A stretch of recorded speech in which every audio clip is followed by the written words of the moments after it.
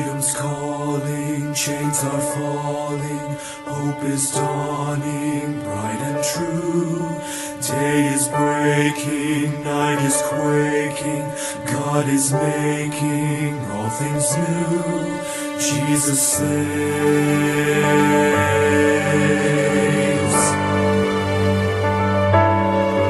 Hear the heart of heaven beating, Jesus saves, Jesus saves, and the hush of mercy breathing, Jesus saves, Jesus saves.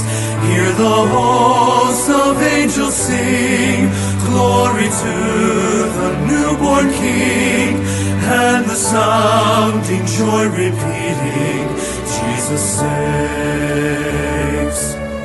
See the humblest hearts adore Him, Jesus saves, Jesus saves, and the wisest bow before Him, Jesus saves, Jesus saves. See the sky alive with praise, melting darkness in its blaze. There is light forevermore in Jesus saves. We will live our sorrow sharing, Jesus saves, Jesus saves. He will die our burden bearing, Jesus saves, Jesus saves. It is done, we'll shout the cross, Christ has paid redemption's cost, while the empty tombs declaring, Jesus saves. Rising up so vast and strong, lifting up salvation's song, the redeemed will sing forever, Jesus saves.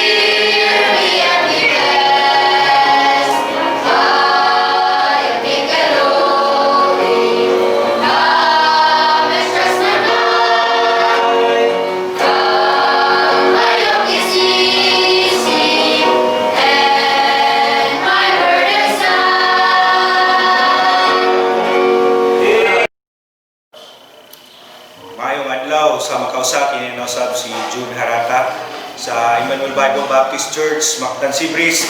Daghang salamat sa inyong kanunay nga pagsubaybay sa mga 15-minute Bible truth by the grace of God. So karong adlaw, dili ta maglangan atong hisgutan kining mga butang nga atong makaplagan diha sa pulong sa Ginoo.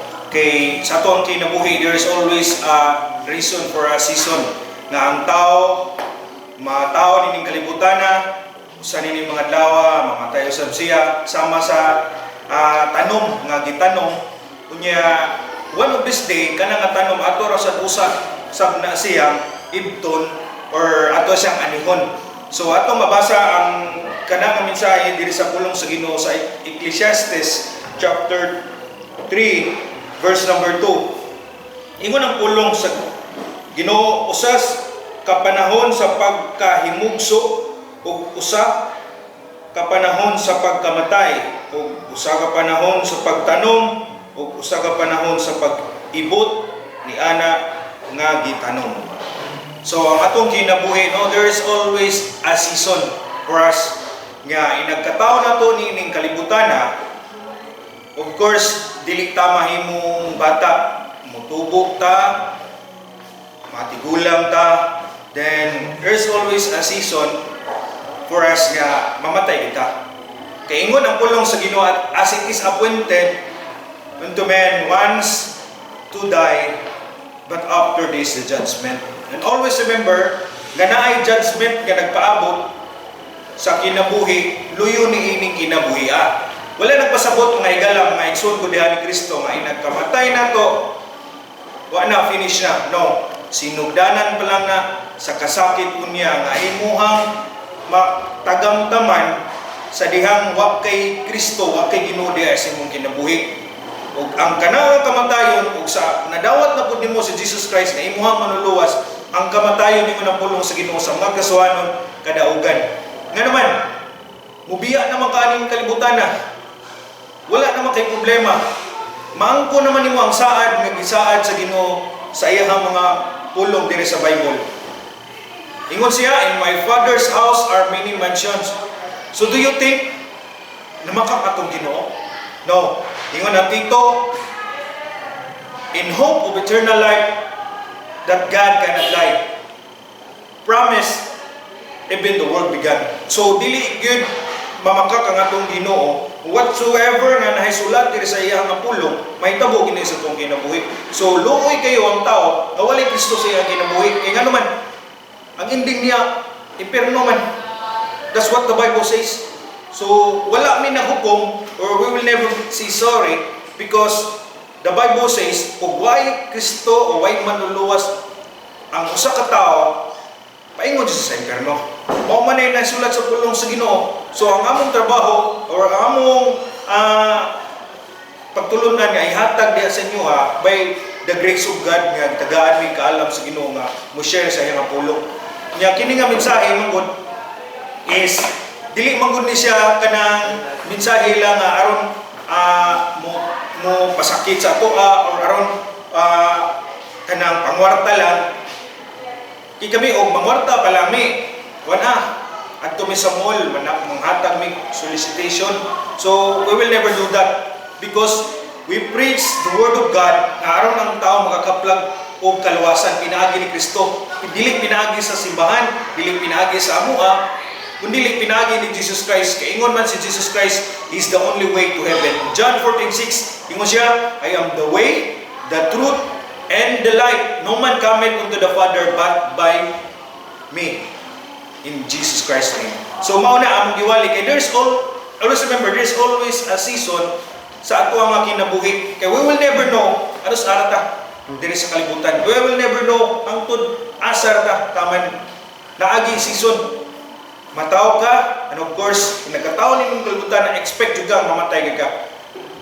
Mao nay nahisulat diri sa Biblia nga ang kinabuhi sa tao sa mara sa alisgaw sa kalit magpakita unya mawala.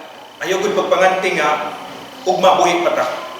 Mao na karon nga nakapaminaw ka, panigurado agad nga na madawat nimo si Kristo nga imong manluluwas Kay walay man tay laing manluluwas siya raman, dili man si Maria, dili man si Pedro, dili man si bisan kinsa nga mga apostoles nga gipadala diri sa kalibutan aron ikaw, ako, kitang tanan makabaton og kaluwasan. Ingon siya, behold the Lamb of God which taketh away the sins of the world. Kinsa man to? Si Jesus Christ which taketh away the sins of the world. Basta mutuo lang ka, ug imo lang siyang dawaton sa tibuok nimo nga kinabuhi, ug imo siyang saligan. Nga usa nining kinabuhi makikuban jud kaniya. Mao nang saad sa Ginoo. So, bantayan na to ha kay kini atong kinabuhi mura na ni siya tanom. Like for example, anang tanom nga pichay. Ato na siyang itanom. Di man pwede nga dili na to ibton kay utanon man. So, ibton gyud na nato. So, sama na sa tong kinabuhi, the moment matawag na diri sa kalibutan, one of this day bubiya ra pud aning kalibutan na this world is not our home. Always remember, ang balay o ang lugar nga gisaad sa Ginoo diri nato dito sa langit. Kana kung mutuo ka ni Jesus Christ, kana kung imo siyang dawaton diha sa imong kinabuhi, kana kung imo siyang ludhan, kana kung imo siyang simbahon, kana og sa tibuok nimong kinabuhi na kay dako pagsalig diha kaniya.